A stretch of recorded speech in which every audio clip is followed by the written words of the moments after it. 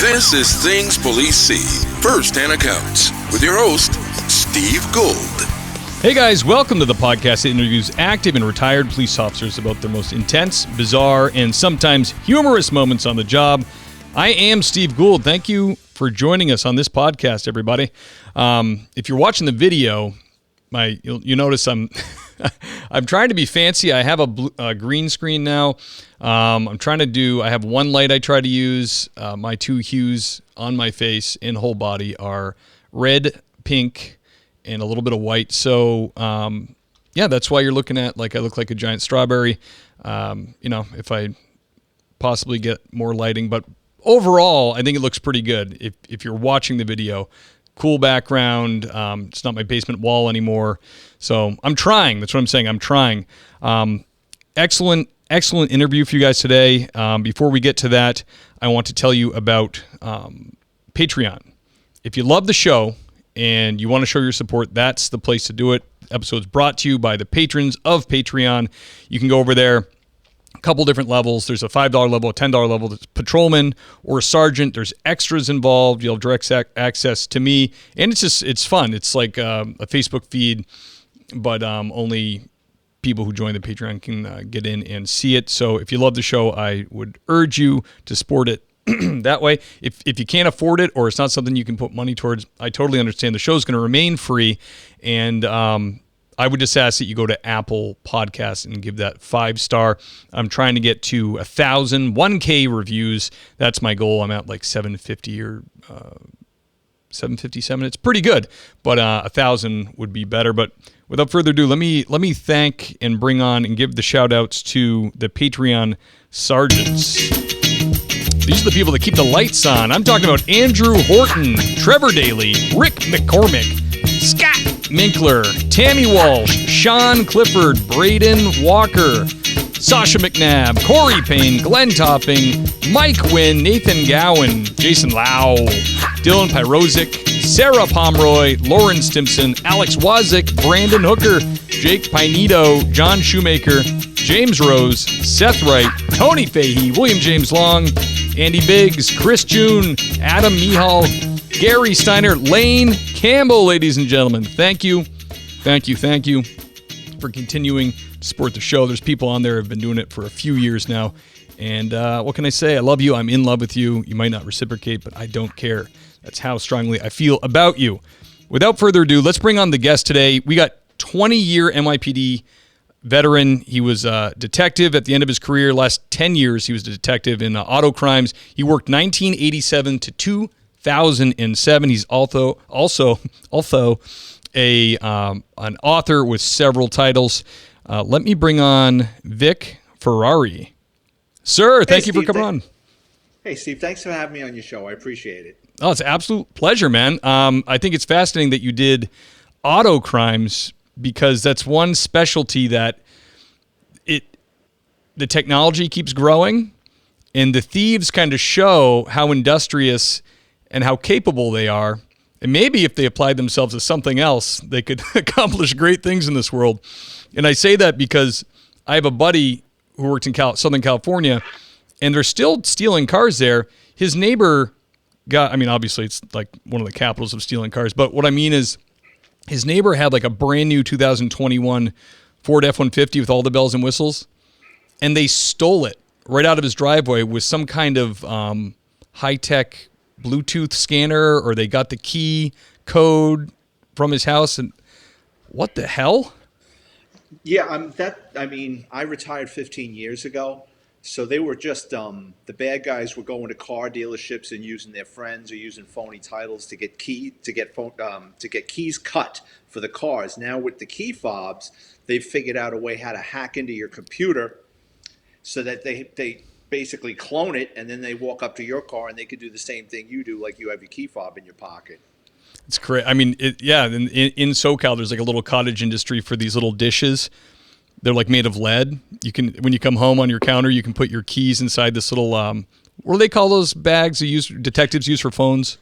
Yeah, it's funny you should say that. I bought one on Amazon for my phone, and it didn't work because my phone was ringing in my car, and I'm like, well, this thing is a hunk of shit. I mean, I paid like $20 for this thing. I wound up sending it back. But yeah, lead isn't that what the Superman used to put kryptonite in? Like Lex Luthor would always have like the Yeah. kryptonite in lead. I mean, Yep. and lead is heavy, so I can't even imagine how much that thing would weigh. Yeah. Yeah. The lead is super dense and also makes you retarded if you drink rainwater off of it, which we learned in medieval times. I had a friend who got lead poisoning. He got into a gunfight with a guy, and they exchanged gunfire, and he got grazed, and he got treated at the hospital and everything. Everything was fine. And a couple of days later, he came down with lead poisoning. They had him in the hospital running IVs through him, so he just got grazed, and somehow that lead spit on him, and yeah, he got lead poisoning. Wow. I mean, I've instructed with firearms for, almost 15 years. And that's one thing they'll tell us. They're like, well, you could accumulate lead, and I think that's more of like the ammo now is so clean, so little lead exposure because they encapsulate the bullet in copper and all that. But I remember I had a class with a New York City armorer firearms guy, and that was like his gig. That's what he did. And he did it for like 30 years, got his lead tested, nothing, totally fine, somehow avoided any kind of contamination. Oh, well, where we shoot, the NYPD, there's an island by City Island, and they were shooting into mounds of dirt out there for decades. And back then, when I we had the bet. 38s, it was the wad cutter, so it's all lead. Yeah. And forget it. I mean, then the community started complaining, and the funny thing is, where the NYPD shoots, they used to there's an abandoned dump there too. So, I mean, the place is just like a cancer pit over there. Oh, I can only imagine. Yeah, it's totally changed now. There used to, like around here, a lot of rural departments would just go into the woods and have like, the front end loader from the dump build you a berm. But those days are over. They're not doing that. Vic, let me ask you, how excited are you that you're not on NYPD today? Oh, I couldn't do that job. When I retired 15 years ago, things were changing. The millennials were coming in. They were complaining all the time. Social media wasn't social media. Still had flip phones and Nextels, but people were starting to have devices to record you on traffic stops, and Yeah. the world was changing. And I'm so glad I'm out. Like I said, I've been out almost 15 years. There would be no way with my mindset and what I know now. Now, maybe if I was 20 years old and I was brought up into this world, I could do it. But what I know now, there would be no way. Yeah, it seems unsustainable. Like when you see the news story about the NYPD cop that gets beat up, gets his ass kicked in a fight, and that guy is out 3 hours later with cash bail. That to me is insane. You could do that to a police officer, and New York would let you go. Well, so here's the thing with New York. New York has 5 boroughs. And when I was active, like the Bronx and Brooklyn was like Disney World for criminals. Like you could lock them up 100 times. It wasn't as bad as it is now. They get out 15 minutes later. But they would get probation oftentimes or 90 days at Rikers Island. Now, Queens and Manhattan and Staten Island, especially Robert Morgenthau, who was a legend, Manhattan district attorney. In Manhattan, if you committed a crime and hurt somebody, especially a violent crime, you were going to jail. There was no ifs, ands, or buts about it. Yeah. Now there's a progressive guy in there, and it looks like it's the same as the Bronx and Brooklyn is. Yeah, it's really too bad. I mean, I remember I have visited my friend in Brooklyn. Last time I went there was probably like 2015, and it was nice. It was like, there was like it felt very safe. There was a lot of cool shops and coffees and craft beers everywhere and young people. And my buddy still lives there, and he said it's like, it sucks now. It's just it's eroding to the way it was like, in the 90s or whenever. When I was a kid growing up, it was like in the late 80s, early 90s, it was like if you go on the subway in New York City, you will get stabbed. Incredibly dangerous. And the city got all cleaned up, and now it's just kind of backsliding to the way it was. Well, what happened is, so the demographics changed. So New York was a dump when I first got hired. Then Giuliani came in and we cleaned it up. And New York prospered. You had tourists, rents went up. Right. But then you get all these hipster schmucks and, rich kids. And they move in and they want a utopian society. And what they don't realize is there was a lot of hard work to get New York right and to raise those rents and gentrification and all the other bull. So now they don't want the police around. They vote for these lunatics, and now they're going to have to live in it. Yeah, isn't that ironic, that they come and they enjoy that atmosphere, not even having a thought of how it got like that. And then the rule of law is not necessary, punishment's not necessary, that's so over the top. And then they're all gonna move out. Yeah, it's all fun and games until you get stabbed by a homeless person. Yeah, exactly. And some of I hear people talking about it and they're like, it used to, not that long ago, it was like there was some homeless characters in the neighborhood and they were really dangerous or whatever.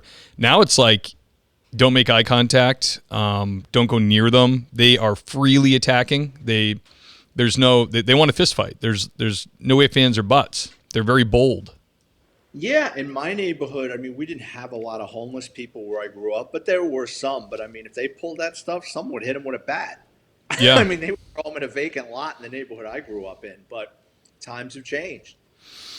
Yeah, how sad. Well, you don't live in the city proper any longer, right? Or No, I know. I moved down to Florida, but I'm born and raised in the Bronx. I lived there for over 40 years. the Bronx, there's a place that's never been nice. It's funny you should say that.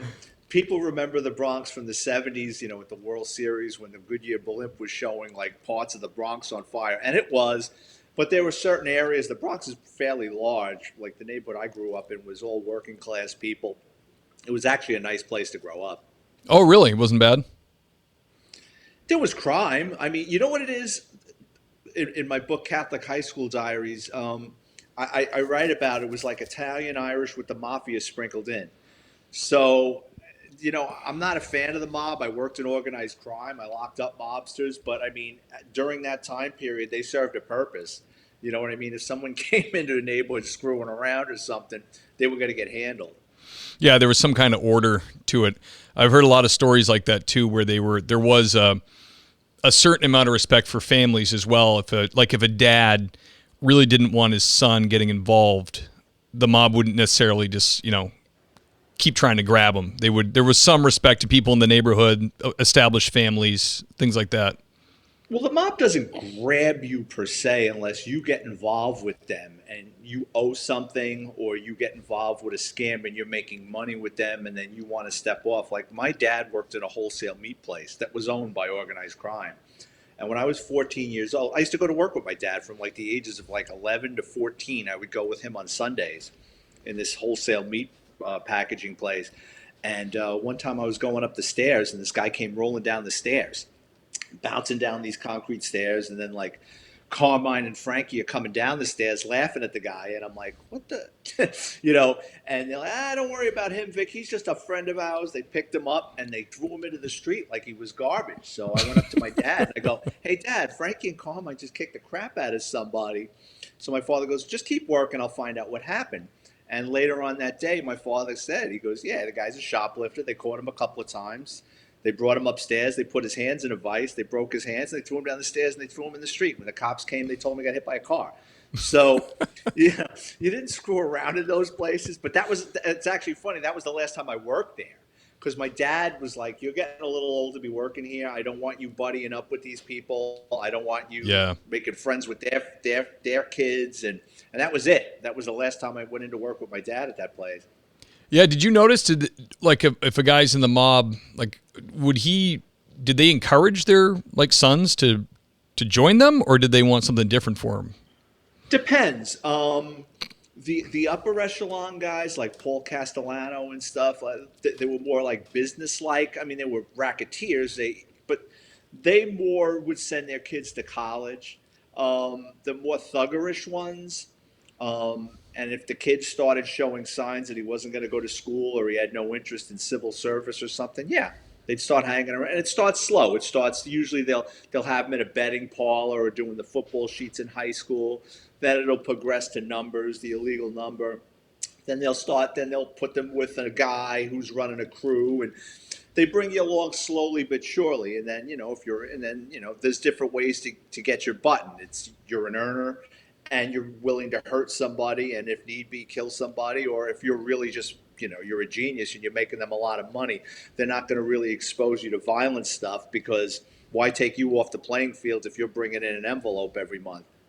Yeah, that makes sense. We had on the Cape where I grew up, I'll never forget, my dad was a cop there, and we had a New York City guy, thought he wanted to move to Cape Cod, slow down, move there with his wife and all that, and he was just so used to the city, and being a cop in the burbs or in a rural place is like way different. Like you're wearing 1,000 hats. You'll be animal control, help the old ladies cross the street.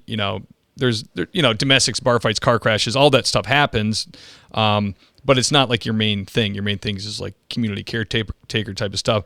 And he was so uncomfortable. He could not get used to it. He ended up going back, but he was a lot of neighborhoods in the town I grew up in on the Cape were like pretty well off, pretty nice. And he was pulling over kids, and like, hey, what are you doing in this neighborhood? And, don't give me the slow jerk. What are you doing? And he's like, I'm just driving around. He thought he was looking for somebody casing the houses, I think he was just bored. Yeah, when I retired from the NYPD, I became a cop down here in Florida, and exactly what your friend went through. I went from being a detective in the world's largest police department to an episode of Reno 911. And down in Florida, everything was on DUIs. I mean, I can't begin to tell you the amount of training I went through on DUI. And it was like, don't you guys like look for criminals? It was like just everything was DUIs. And then like down here we have alligators. I had to take a course on how to wrestle an alligator. I'm like, I'm not doing that shit. I'll shoot that thing. You know what I mean? I'm not.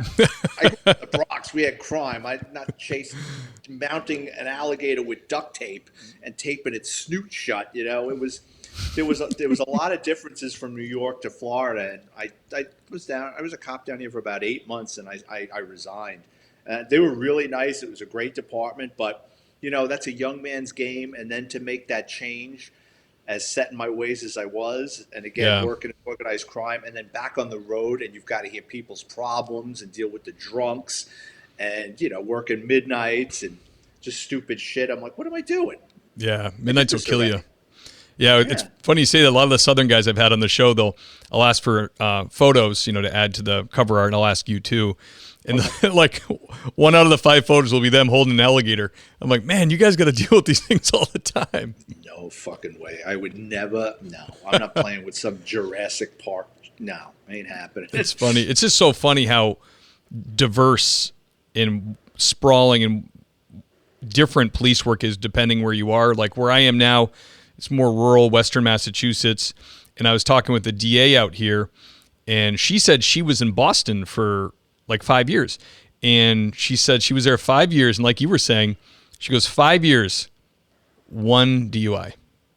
And it's because the guy hit a cop car. Right. Because they were doing all kinds of other stuff was happening. They're shorthanded. Their calls are stacked. And then you come out to a more rural area. We have time to deal with that. And it's way more obvious too when you're going down a big open road and you're, hitting fences and all that stuff. But she said it's like the OUIs out here are like, it's insane. And I never used to deal with them at all. Like zero. We would call cabs or lock their keys in the trunk or shove them in the bar and give the keys to the bartender. Like we didn't deal with that. I mean, yes, we did make DUI arrests, but there was no. It's not like it is now. I mean, this is pre-Mothers Against Drunk Driving and all the other stuff, and federal money going into police departments to make these arrests, and pay federal money going into different district attorneys' offices to have prosecutors to handle that stuff. And then, of course, you're going to have probation, and then there's courses to make money off people that get locked up for DUI. Right. I'm not saying it's good to drink a couple of 6-packs and go for a spin, but at the same time, I mean, I think the police, their resources are for different things, and I just think it's overkill. Yeah, I had a buddy who got an OUI up here, and he said, I beat it though. I said, you beat it. How much did it cost? He's like, it was like $5,500. I'm like, you didn't beat anything, buddy. You paid $5,500. All right, Vic, can you tell us about the first hot call you responded to as a young officer? So when you're my first hot call, believe it or not, happened the day I graduated the police academy. So go down to Madison Square Garden with my parents. We take photos. I'm in my uniform. We go back up to the Bronx, and my parents didn't really have much money, and I was 21 years old. I'll never forget, my father gave me like 20 or 30 bucks. He goes, go get Chinese food and get the photos developed. I said, all right. So I get changed. I get into my civilian clothes. I had a 1987 Hyundai Excel. In my neighborhood, parking was terrible, so everybody used to double park their car. So I pull up in front of the photo mat. I leave my Hyundai double parked and running. I run into the photo place, and something tells me, you're a cop now. You shouldn't leave your car double parked and running on Tremont Avenue. Right. So I turn around, and as I'm walking out of the photo place to take the key out of the ignition, I see a guy with a hoodie getting into the front seat. I said, oh, shit. So I come running out of the photo mat, and I had a 38 Smith & Wesson Model 64. I come running out. I pull this cannon out of my waist.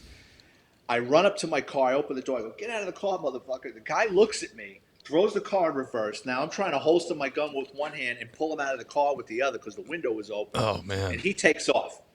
So what do? Well, I have no police experience except the police academy, but I've seen this on television many times. I jump in front of this guy driving a Ford LTD. He's like a 65-year-old man, and I go, got my police shield in my hand. I commandeer his car. I go, stop. That guy just stole my fucking car. He goes, my son's on the job. Jump in. Now I'm in the passenger seat with this old man chasing my car, right on side streets and stuff. We lose the car. So I go back to I go to the precinct. He drops me off. I walk inside. I explain to the desk officer what it is. He's laughing at me and throws a complaint report at me. He goes, well, you're on the job now. Fill it out. So I fill out the 61, which is a complaint report. I got my car stolen. They kept putting the license plate over the radio because I was a member of the service.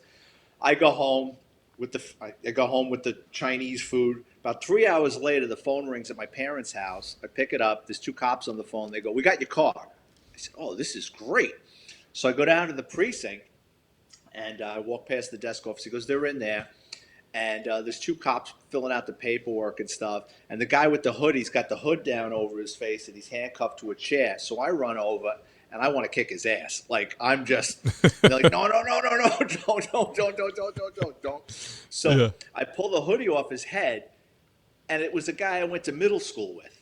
No kidding. And I'm like, you look familiar. I go, you were sitting. And he goes, oh, yeah, how you doing? I says, how am I doing?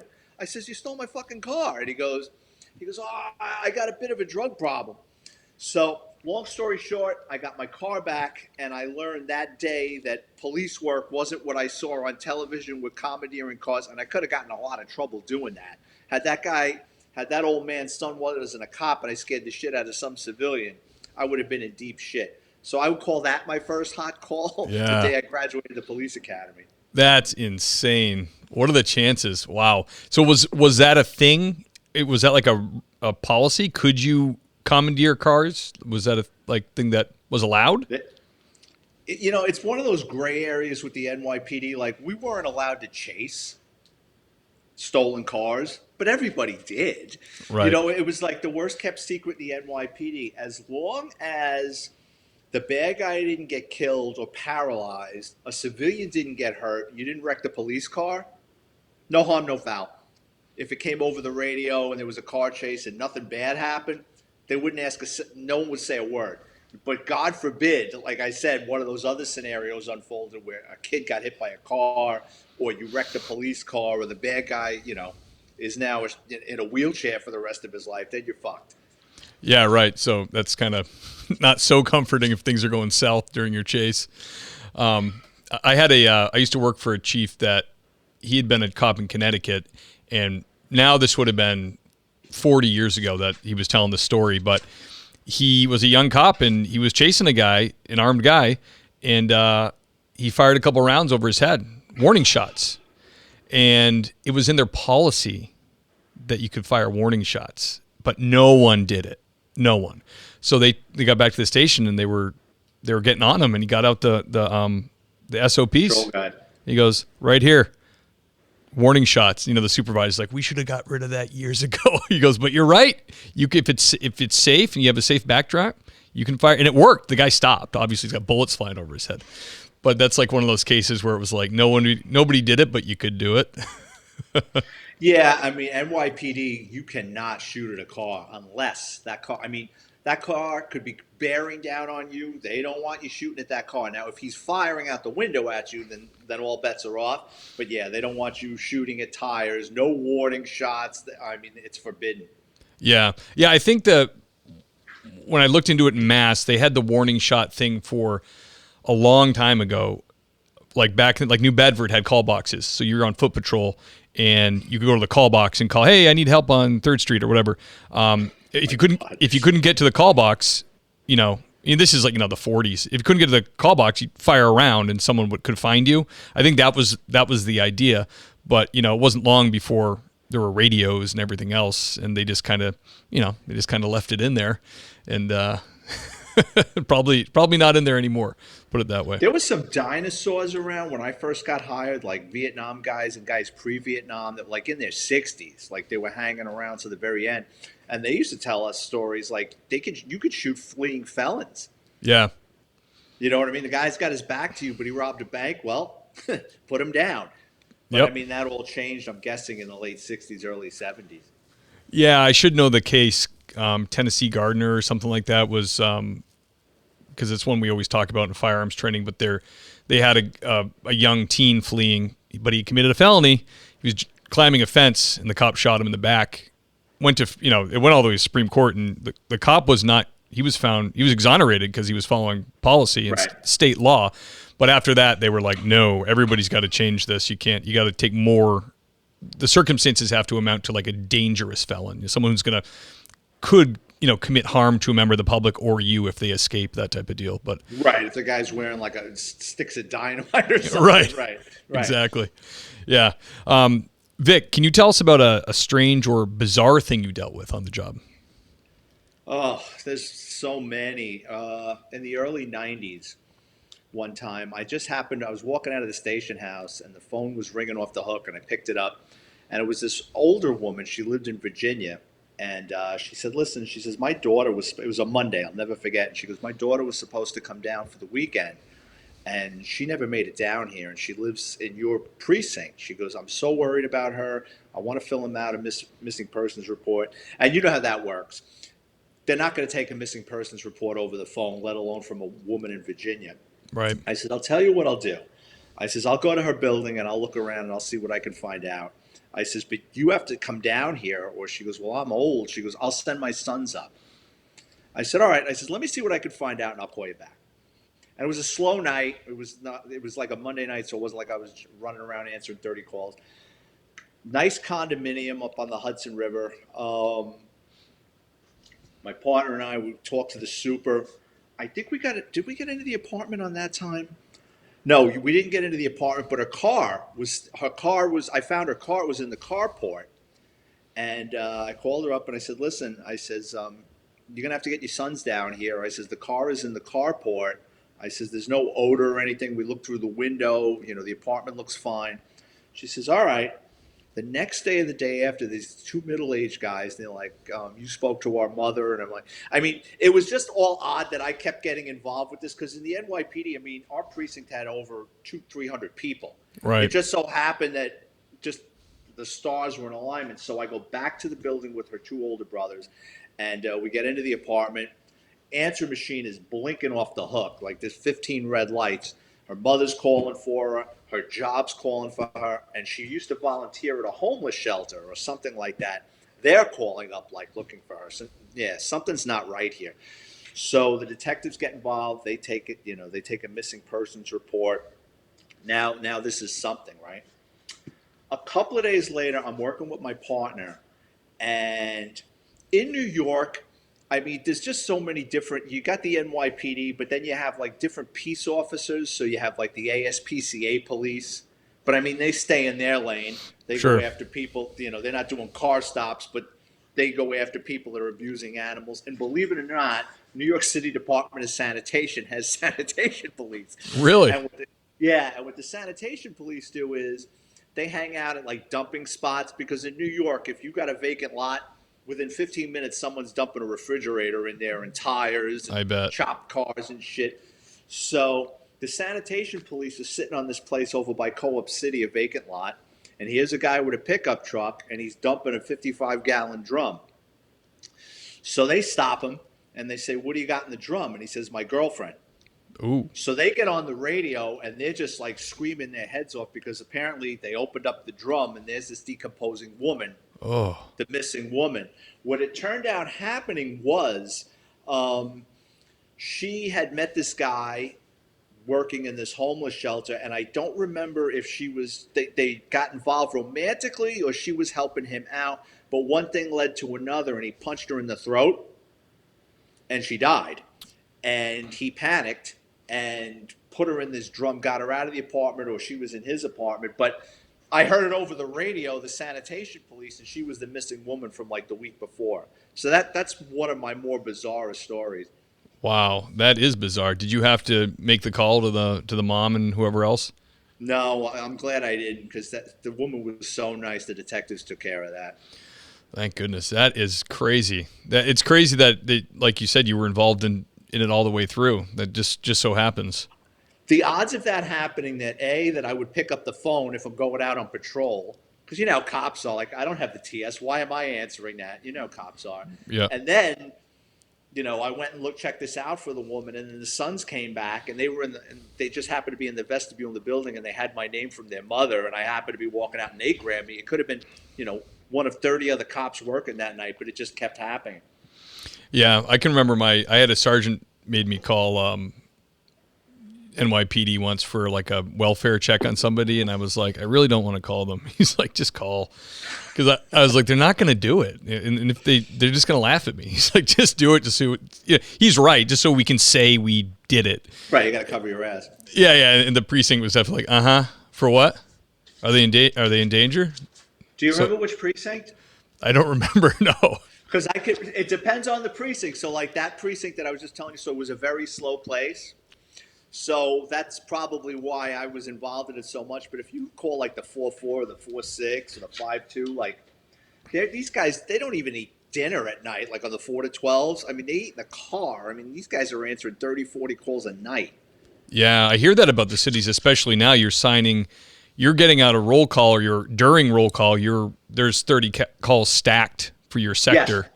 And you just start picking at them, pick them off, and then the midnight guys come in and they pick up the stack that you didn't get to, and it just goes on and on. Well, if it goes into backlog, I forget now, like if it's over 30 calls or 20 calls, then the patrol supervisor has to write a 49, which is a detailed report, and that gets forwarded to the borough.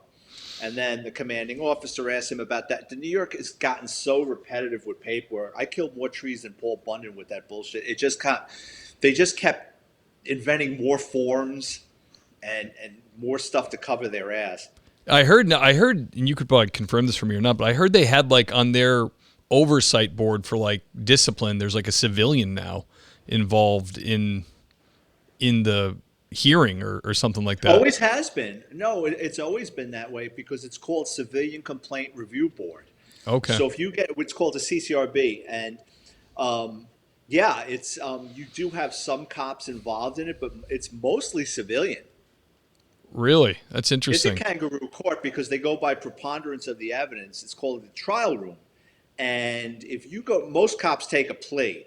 You know what I mean? And cops take these pleas to like ridiculous things like 30 days, loss of 30 vacation days, and they put you on a year of disciplinary probation. So the police commissioner could wake up in a bad mood at the end of your probationary period and fire you.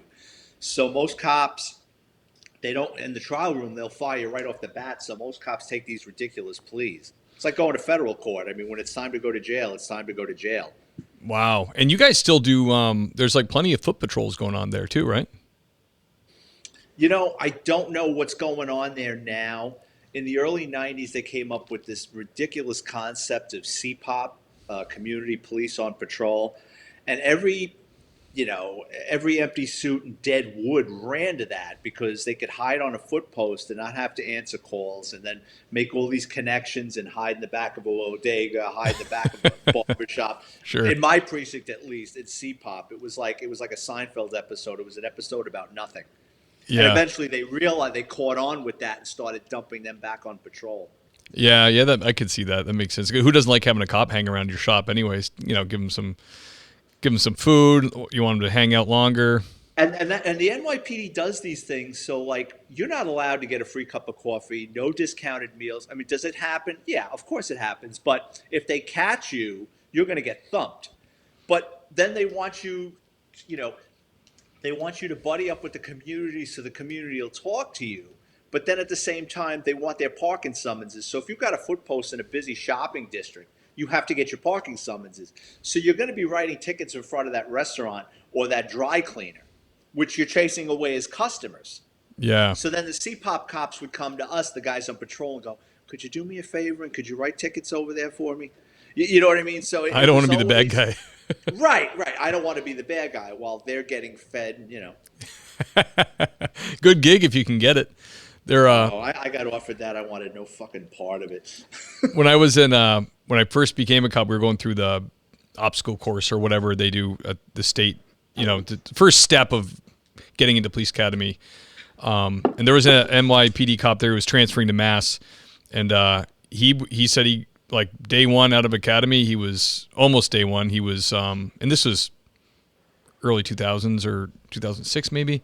He was on foot patrol. He had a gas mask he had to carry with him, and he said they'd take all the reports by hand in the neighborhood, and then they'd have to go back later and type them up and stuff. So I don't know. He said he had a partner, someone he walked around with, but it sounded kind of strange for New York, No. Well, what you do is you carry a bunch of reports. I mean, the most of the time, the most three reports you're going to use is a 61, which can be for anything. It's a complaint report, be it a barking dog or an armed robbery, an accident report in case you got a car accident, or an aided card. An aided card is usually someone has a heart attack, something medical. So I mean, there's other forms to carry now, but what you do is you take reports, you shove them in your memo book, and then at the end of your tour, or if you go into the precinct on your meal hour, you go into the 124 room where they usually have 2 or 3 secretaries, and just dump them off, and they type them up, and well, now everything's electronic. Right. But that's another funny story. When I was a detective in auto crime, one day, my old partner, who is now a lieutenant at One Police Plaza, shows up, and I go, "What are you doing here?" He goes, "Oh, I'm doing a survey of your office." I said, I go, "For what?" He goes, "We're going to put in new computers here." He says, "So now your reports are going to be on computer and they can check at One Police Plaza." I go, "No." I says, get those fucking things out of here." I says, "Listen," I says, "I'm retiring in 2007. The day after I retire, put the computer system." He goes, "Oh, you don't want them?" I said, "No." I says, "Give it to somebody else." So my lieutenant came into the room, and he was like, "What's going on?" I says, they want to put that LAN system in here, computers." He goes, "Oh shit." I go, "No, don't worry." I squashed it. I said, "My old partner, I was the best man at his wedding." I go, "He's going to put us under the stack." Bottom of the list. Yeah, they're going to put it in Vice next door. We're not getting this until I get out. That's awesome. Thank goodness for the hookup. Just have to be the right place at the right time. Vic, can you tell us about your most intense or terrifying call you dealt with on the job? I've had plenty. One time it was early in the week, like a Monday or Tuesday night. Comes over. It was rainy. It was slow. It's about this time of year, October. Comes over as a domestic. So one car picks up the call, and then another car, because it was slow, picks up the call, and then Central says, "I'm getting multiple calls on this." So now you know something's up. So we threw our hat in the ring, and my partner and I started heading over. So what happens is, it was 3-story garden apartments. The first car on the scene, they get out of the car and they hear screaming coming out the window. To this day, I have no idea why they did it. Instead of going around to the front of the building, they climbed the fire escape in the rain. Young guys, we were all in our 20s. They go up the fire escape. When they go up on the second or third floor fire escape, they look in the window. There's a woman on the floor. There's a guy kneeling over her with a carving knife, and he's basically decapitating her. Oh. So they start pounding on the glass, "Stop, stop," and then they get over the radio, and now they're screaming into the radio. So now it's in the NYPD, when they call a 13 or 85, it's like the fucking cavalry. You've never seen anything like it before in your life, because guys from other precincts are coming, specialized units are coming. We pull up to the front of the building, and we hear shots go off. We hear about 6 or 7 shots go off. So my partner and I and another 2 cops, we're running up the stairs, and this 13, 14-year-old boy comes running down the stairs, and he goes, "He's killing my mother, he's killing my mother." So we get up to the door, and we're trying to boom the door, and we hear the 2 cops that were in the window there in the apartment, and they go, "No, don't shoot," because now they think we're going to shoot into the apartment. They're like, "We're in the apartment, just give us a second." So they open the door, and I mean, it's like someone lit off a brick of firecrackers because of all the gunpowder. So you got all the gunpowder in there, and I'm walking across the carpet, and my feet are sticking to the floor. There's just so much blood all over the place. So it was a boyfriend, girlfriend. He lost his mind, and he took a hammer and broke every fucking thing in this apartment. I mean, the toilet, the sink, there were holes in the wall. She's laid out on the floor. She's got a hole in her head from a hammer, and this whole part of her throat is basically gone. I mean, the only thing holding her head on was her spine. Oh. And he's in the next room laid out full of holes.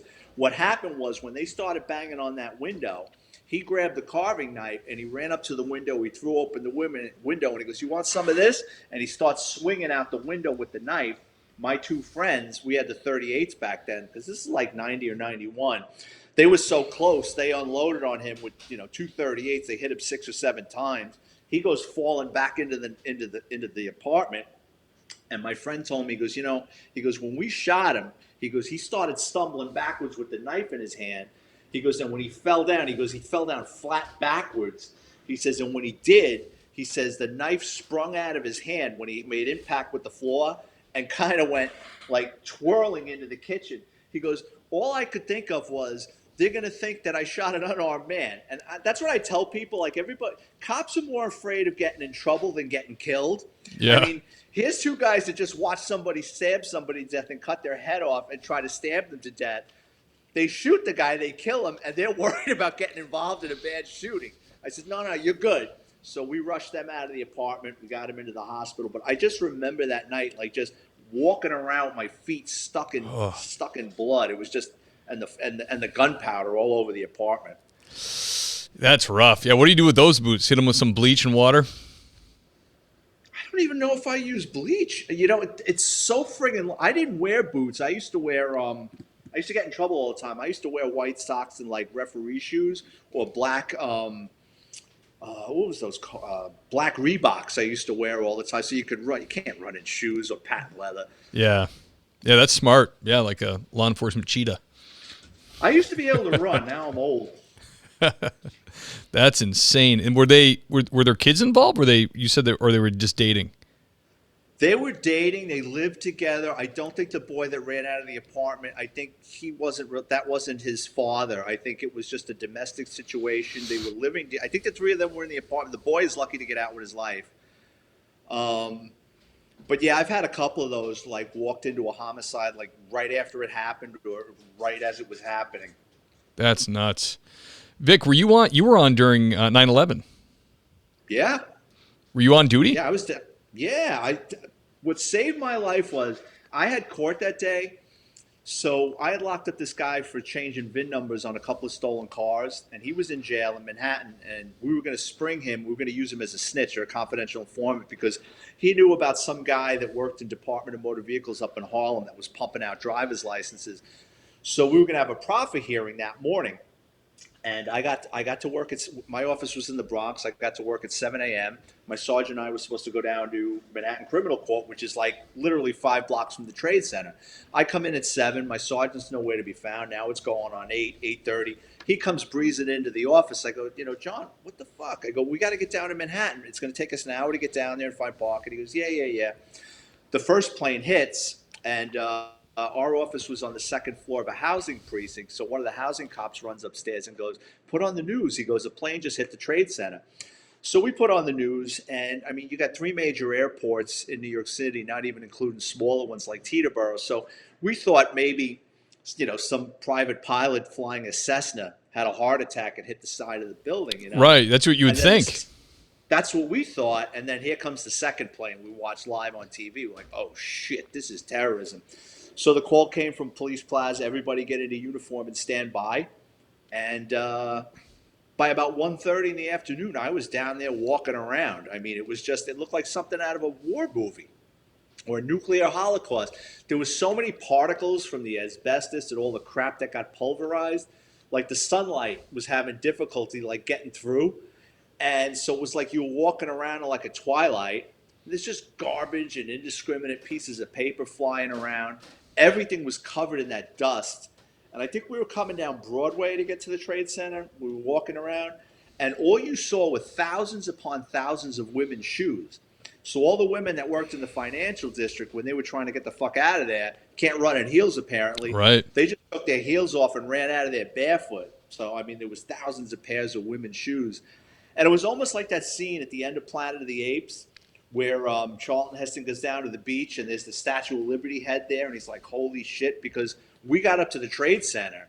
I mean, you had the facade, that metal, looked like an erector set facade just kind of shoved into the concrete. We're like, what the fuck is that? And we're like, oh shit, that's the facade of the Trade Center. Wow. And it was just a massive pile of rubble. And we were just wandering around. There's all sorts of crazy shit. There was a guy walked past us in a fucking, like a space suit with a Geiger counter. And we're like, is he with the government or is it some guy with New Jersey with a Geiger counter that just figured today would be the day to test it out? Like there was just no rhyme or reason to the shit that was going on down there.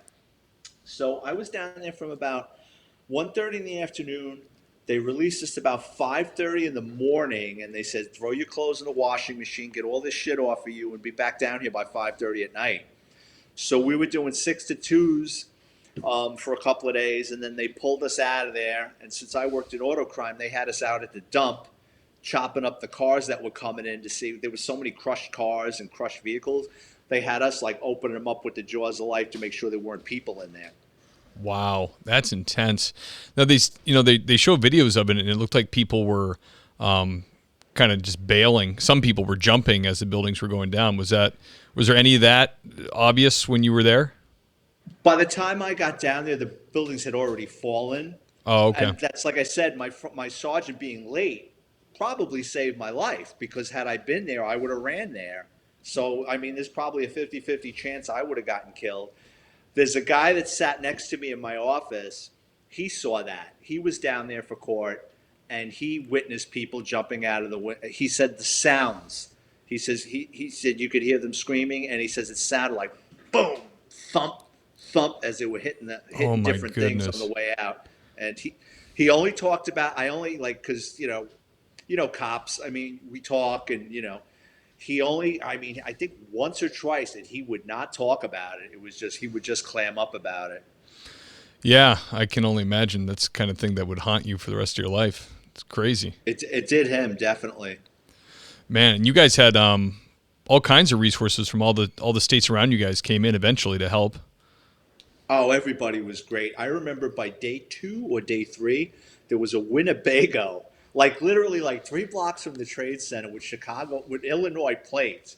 It was a bunch of Chicago cops. Like, how fucking far is Chicago? Like, they must have blown every light and done 100 miles an hour. Like, it was like almost like the next day.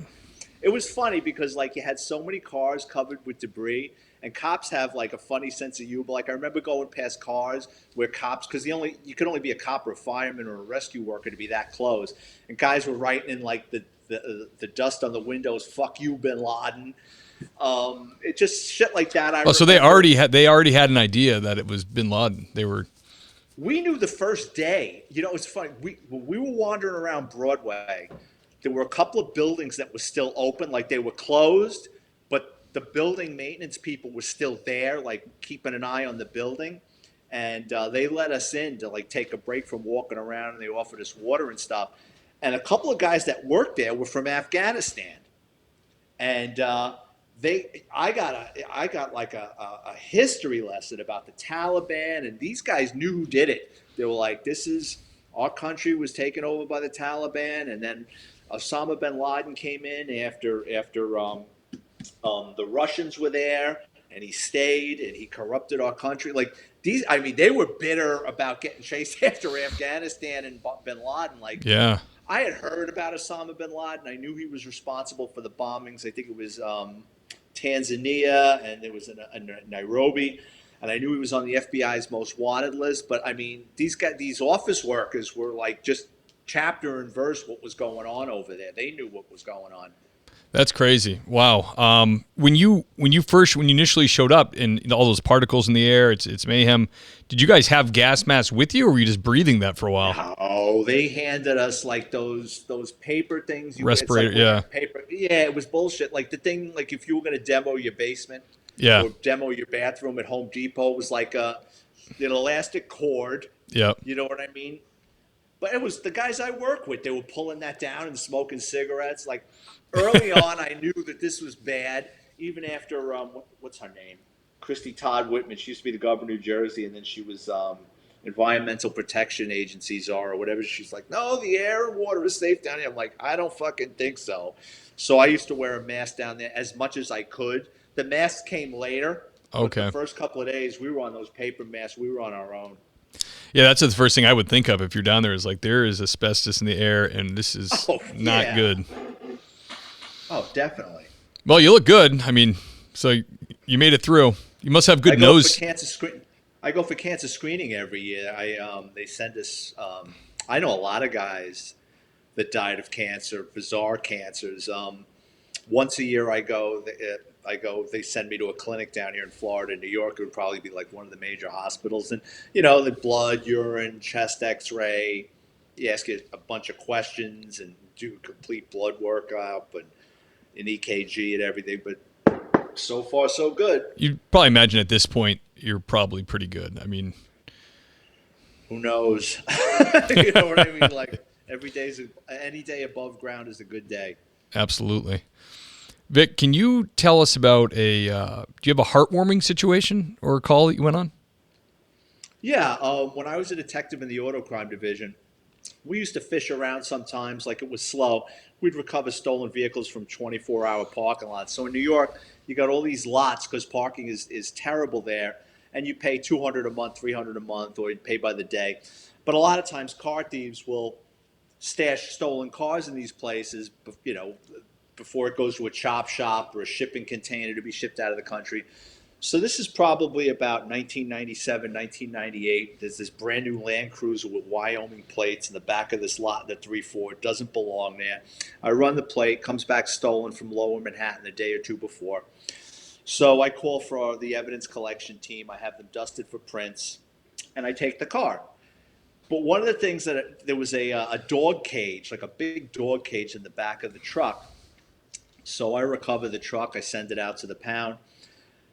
I get a hold of the victim's phone number. I call him up, and I says, listen, I recovered your truck. It's out at the Whitestone pound. You can go pick it up. He goes, oh, thank God. He goes, did you find my dog? And I said, no, there wasn't a dog in there. I says, there was some hunting magazines. I said, in a crate. He goes, my wife and I, we were in our cabin in Vermont for the weekend. He goes, we came back down. This guy was a Wall Street lawyer. He says, we were in front of our building in Midtown. He says, unloading stuff. He goes, just what I did. I left the key in the ignition, the motor running. Some guy with a hoodie jumped into my Land Cruiser and took off. He goes, with the dog in it. Ugh. I said, oh, shit. I says, I'm really sorry. I said, but there's no dog. I says, well, what kind of dog was it? He goes, a Chesapeake Bay Retriever. So I had to go on Google to see even what the dog looked like. Yeah. The guy paid like $5,000 for the dog. It was a hunting dog. Oh, bird dog. Yeah. I says, I'll see what I can do. I says, but please don't get your hopes up. So my a high school friend, another guy, I was the best man at his wedding. Me and him used to play wiffle ball in front of Preston High School, where J-Lo went to high school. He was a sergeant in the fingerprint section. So I reach out to him. Now, when you take fingerprints, there's a priority thing. So homicides, robberies, burglaries, lost those dogs. Prints that's in the bottom of the pile. Gets submitted. I think it's APHIS or SAFIS gets submitted into that APHIS, machine. yeah. APHIS gets searched. So I called up I called in a favor. I called up my buddy and I says, do me a favor. I says, I got this thing with a lost dog. He goes, yeah, I'll take care of it. He goes, I'll get it in tonight. A couple of days later, he calls me back and he goes, I got a hit on that print. He goes, he's a real filthy little street urchin. He goes, he's got 1 million arrests, looks like a homeless guy. I said, all right. So a guy like this, he's either in a shelter. I mean, guy had a rap sheet a mile long, including a bank robbery, which I found ironic because he's like a road pirate. Road pirate's the kind of guy. He's not a professional car thief, but he breaks into your car. He's a pain in the ass. Opportunist. Yeah, he steals your CDs, and shit like that. So I filled out what's called a wanted card. A wanted card you submit with the person's NICID number with their fingerprints, and if they get picked up, you'll get a fax. I guess now it's an email, which will get sent to the detective's command that says, "Hey, it's not a detainer or a warrant. They can't hold him." But you get notified, this guy just got picked up in this borough, so now you've got 8, 10, 12 hours to pull him out before he sees a judge, because if he sees a judge and the judge says no bail, he's walking out that door unless you're there waiting for him. Right. So the next morning, bright and early, my partner get up, we go down to court. The judge dismissed his case. He was all happy. He's walking out. We grab him, bring him into the precinct, and I show him a photo array of the car. And I said, "Were you ever in this car? No. Did you ever steal this car? No. You ever touch this car?" I wanted him to say he was never in that car. So I says, "Well, I got your fingerprints in that car." So he goes, "Oh, shit." I didn't want him to say, "Yeah, I work as a parking attendant there. Oh, I work at a tire shop. I touched that car." I'm trying to lock him in. So his name was Angel, and I go, "Angel, I'm not going to bullshit you with your record and everything." And I says, with the district attorney, I says, "I'm going to fuck you." I says, "I'm going to do everything I can that you go away."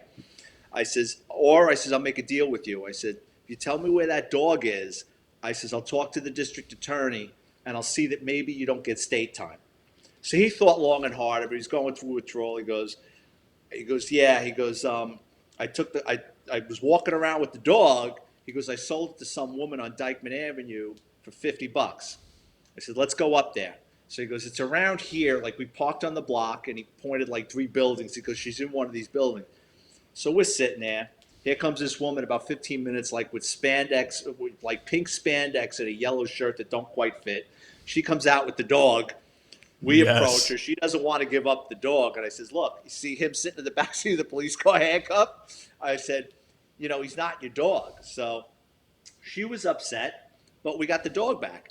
And the guy couldn't have been happier. I bet. Yeah, I was like, "If you can give me some IPO or stock tips, I would greatly appreciate that." Yeah. But he never came through.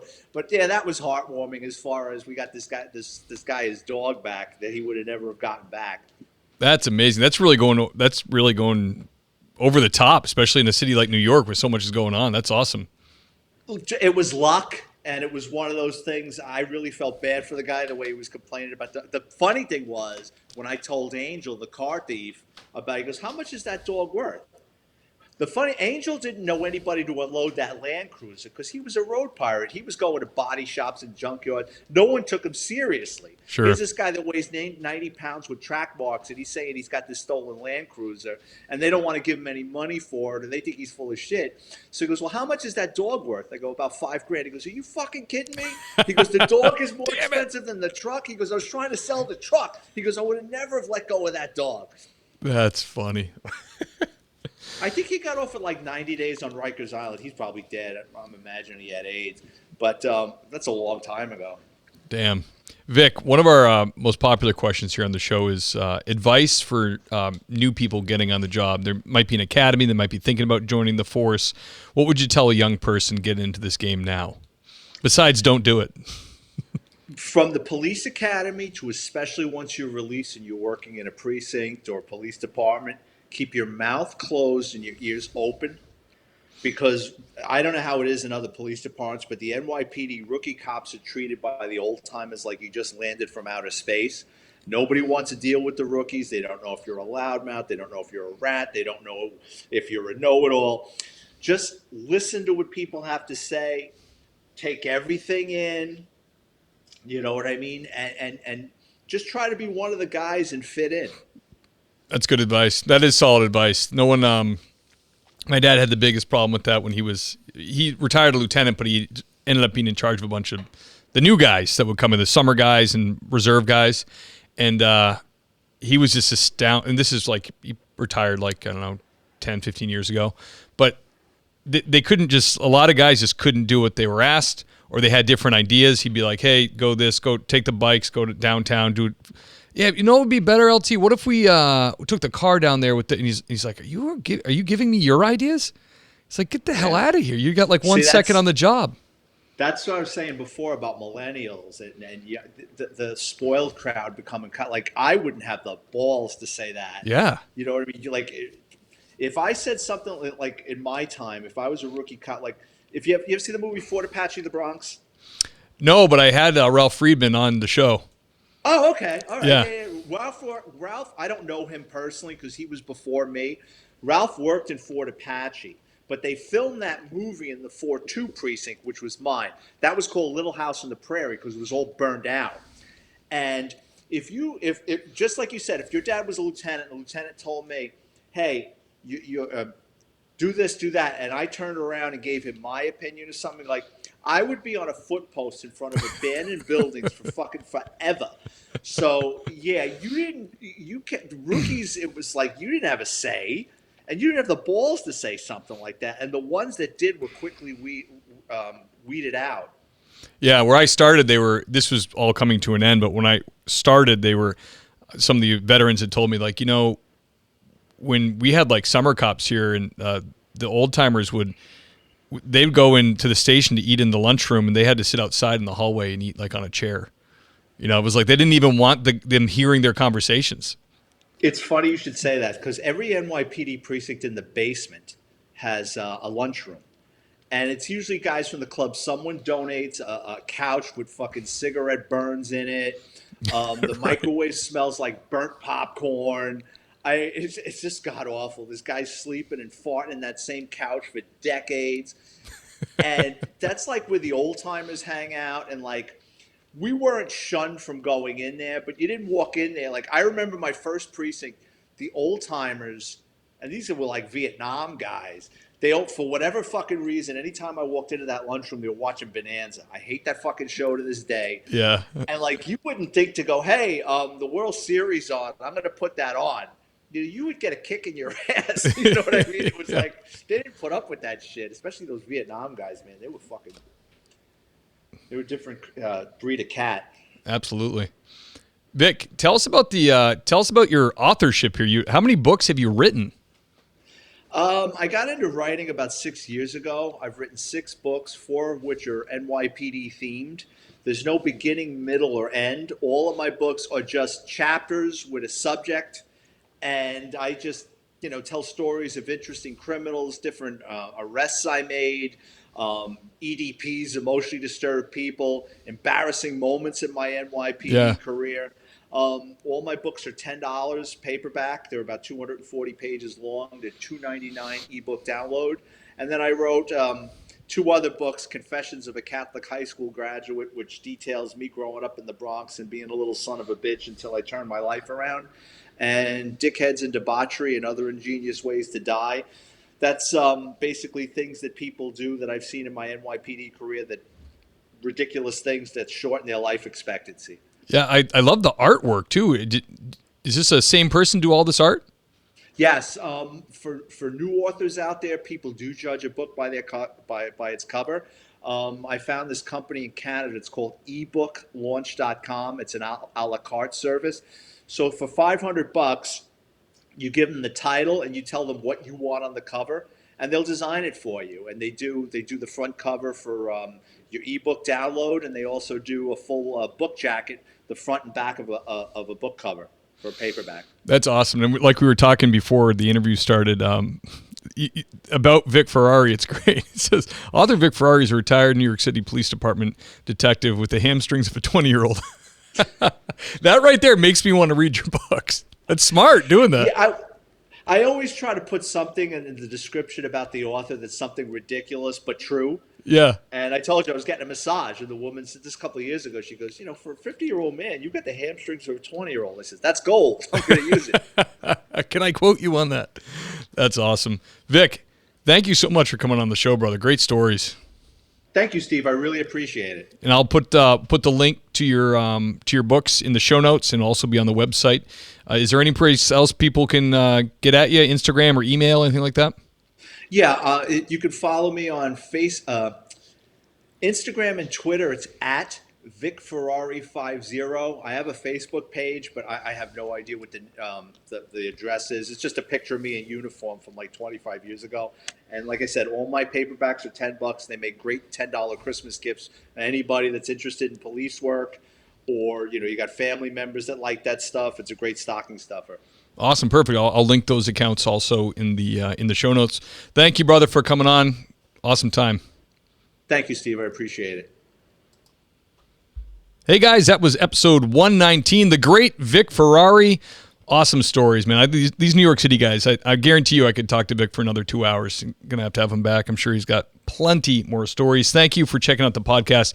Thank you for rating and reviewing on Apple Podcasts. If you haven't done that, it's the bare minimum you could do to support the show, and I really appreciate it. If you love the show and you really want to show your support, go to Patreon. The link is in the show notes, and that's where you can do that. So thank you guys for being here, and I'll see you next time.